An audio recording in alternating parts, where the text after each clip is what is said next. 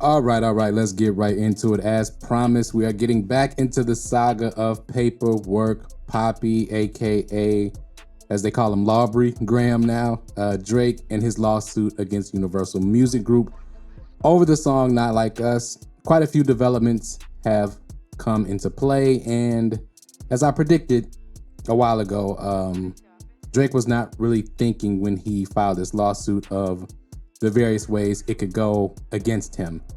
And the biggest way that it can go against him has now popped up in the lawsuit, as UMG, in a response, has filed that it has documents not only regarding Kendrick Lamar's contract with Drake, which Drake and his team requested, not only regarding the possibility of how Not Like Us was promoted, with which Drake and his team requested, but they have documents regarding Drake and his behavior, some documents that may add validity to the lyrics in Not Like Us, and throughout the battle that Kendrick levied Drake's way, that Drake also asked Kendrick to do in one of the battle songs that was illegally recorded and used AI in a way that was not legally correct, seeing as how we're filing lawsuits against Universal Music Group, who is very good at fighting lawsuits and protecting themselves and protecting their artists. So we get to what UMG says as far as the documents they have regarding Drake and maybe his behavior, or allegations of his behavior or misbehavior is what I should say, regarding minors, younger females that are underage. Now, this has been a long-standing thing. Check out the channel, as I've covered this in a couple videos where there was instances where the A minor line in Not Like Us had some validity with some of Drake's alleged behavior in the past. Now, there will be links to those videos at the end of this video, and in the description there will be a playlist with all of those videos in the description as well, and at the end of the video if you want to check that out. I could see that we were going to get here eventually, and I don't see how his legal team or himself did not think this was going to be a part of UMG's strategy to fight this lawsuit. Now, as many people when they first filed the petition for discovery said, including friends of mine who are now lawyers, who I went to school with, discovery goes both ways, and Drake should have thought about what could be uncovered about not only him and his career and his contracts and use of bots and things like that, but any misbehaviors he may have been accused of. Again, these would all be accusations, but UMG, being heavily invested into Drake, would be aware of any and all allegations, lawsuits, settlements, and anything like that, any kind of accusations of misbehavior, of criminal activity. They would be aware of all of those things.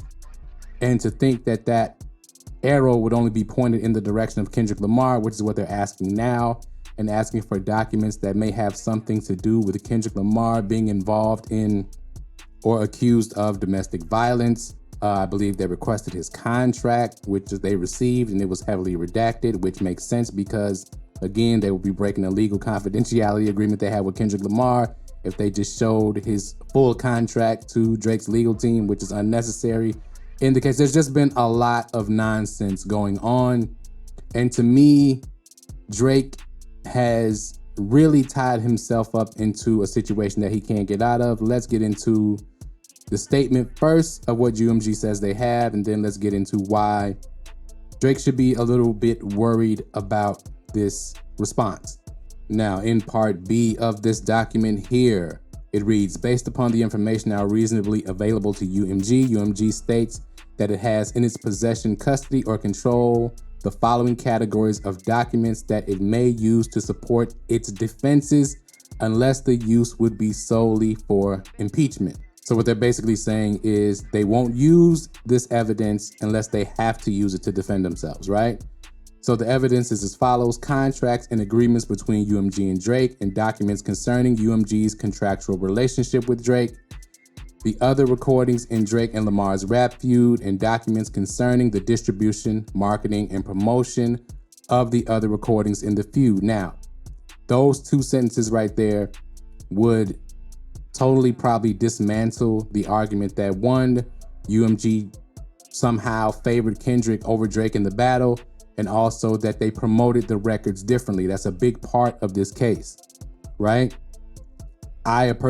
Being a person who covered both songs, or all the songs really from the battle, can tell you that not only Kendrick Lamar's records were not the only ones that were whitelisted for use by YouTubers in their videos. Now, I believe 616 in LA wasn't because of the sample clearance of that record, but other than that, most other records were whitelisted, Drake's as well as Kendrick's. So UMG would be out of that accusation immediately. And I'm sure they have that in documentation somewhere. So let's continue. The petition entitled Art on Trial, Protect Black Art, appended as Exhibit A to UMG's request for judicial notice in support of its motion to dismiss.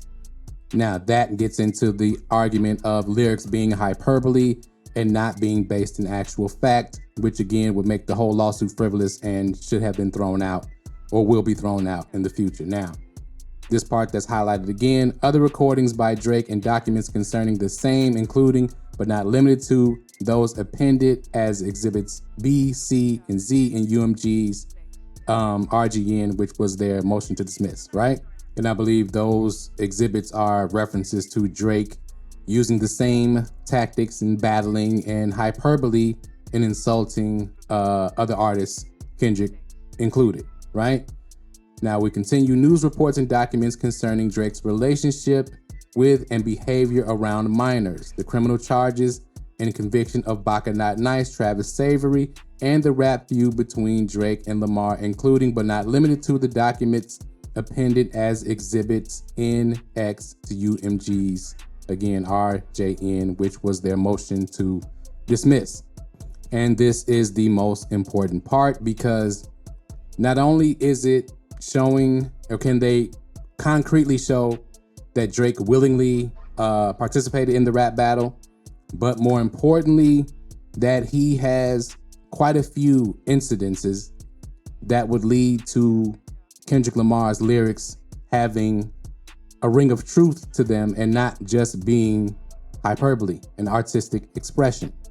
Now, with that being the case, not only would it nullify this case, but it would also damage Drake's public persona and career greatly. And I think he and his legal team better think long and hard about UMG playing this card, because situations exist that you see on the screen here where Drake had a accusation of SA, and also that he got a young lady pregnant in the UK.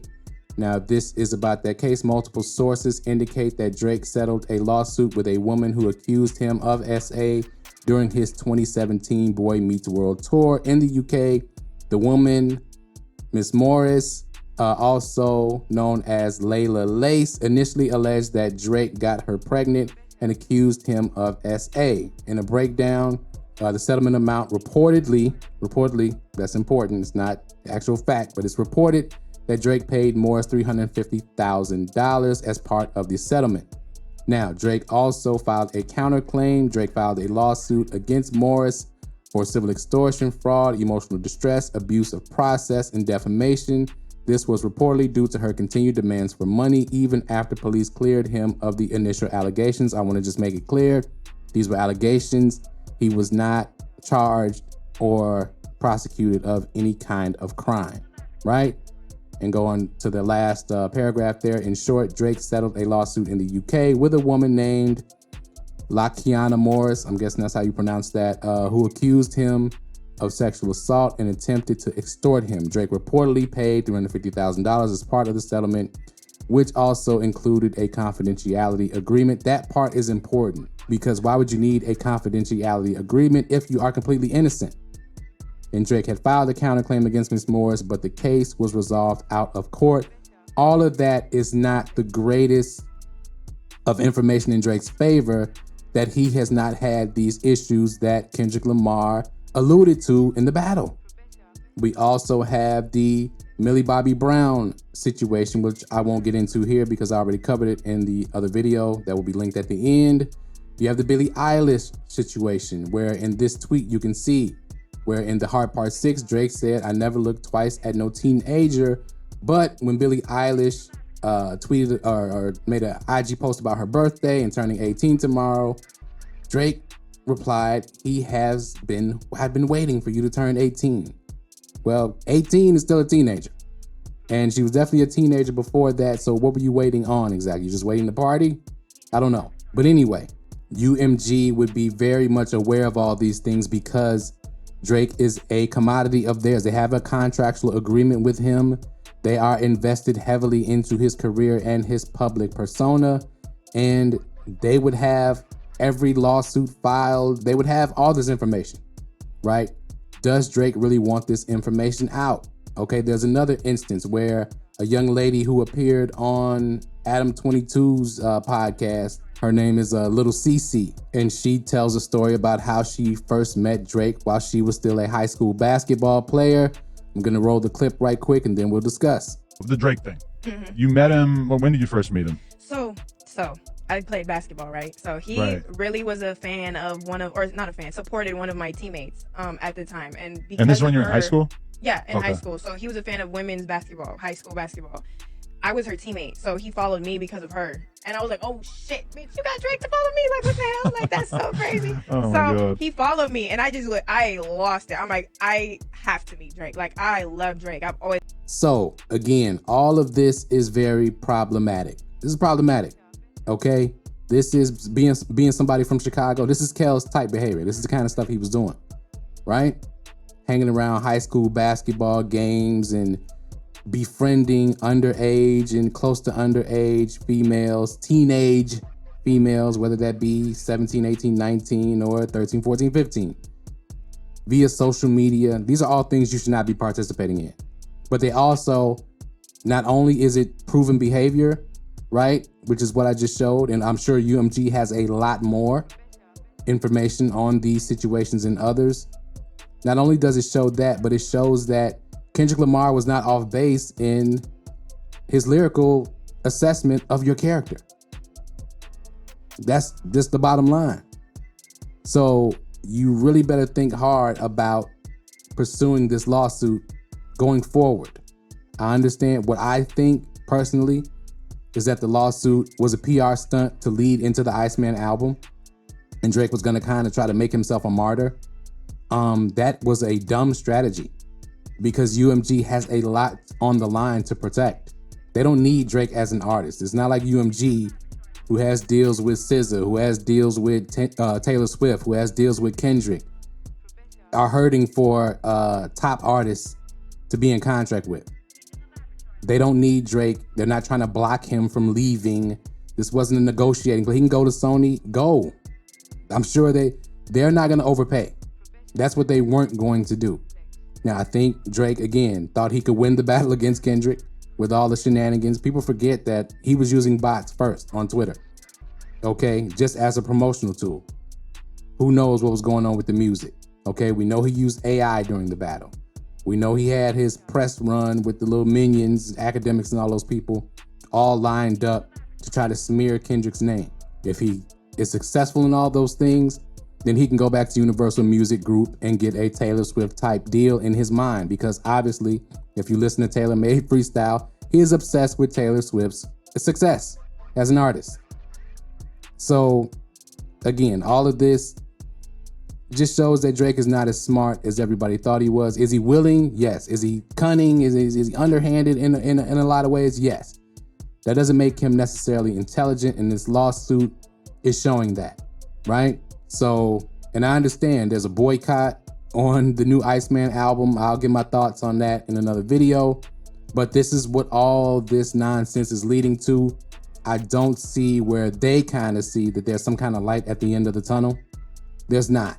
They really should back away from this lawsuit and back out of this. Now, whether that's going to be accepted by UMG and they're not going to countersue and things like that because their reputation has been damaged through this process, that remains to be seen. It remains to be seen whether Kendrick Lamar and PG Lang do not file some kind of lawsuit for defamation and things like that, because there's been a lot of nonsense through the filing of this lawsuit. Just overall, in my opinion, it just has been a dumb move. All right. So that's all I have on this, man. Let me know what y'all think in the comments below. Hit that like button if you haven't hit that like button yet. It's very important. Hit that subscribe button if you're not subscribed. Share this video. I can't say it enough. Share this video. Tell a friend and tell a friend. It's important for the algorithm and for the channel. Thank y'all for staying down. Thank y'all for supporting. And thank y'all for watching as always. And we out.